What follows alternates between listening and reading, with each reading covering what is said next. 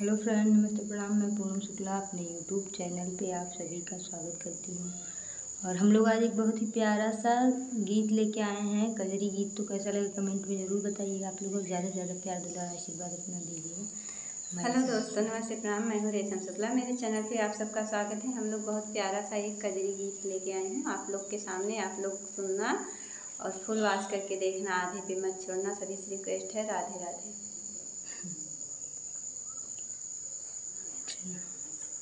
कि हरे रामा बेला फुलैया धीरात चमेली बड़े भोरे रे हरी। कि हरे रामा बेला फुलैया धीरात चमेली बड़े भोरे रे हरी। सोने के थाली में जेवना बनाए रामा, सोने की थाली में जेवना बनाए रामा। कि हरे रामा जय कृष्ण मुरारी, जय राधा रानी रे हरी। कि हरे रामा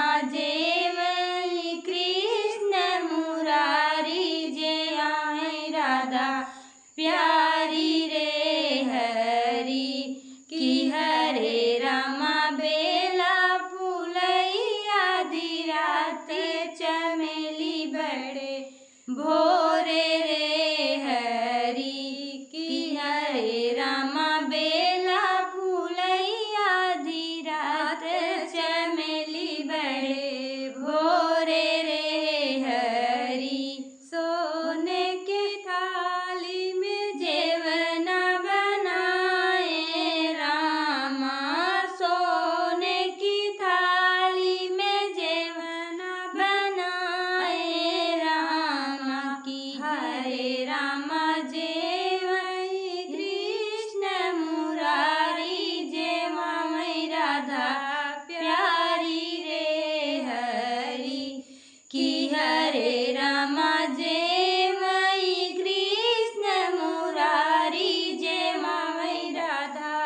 प्यारी रे हरी।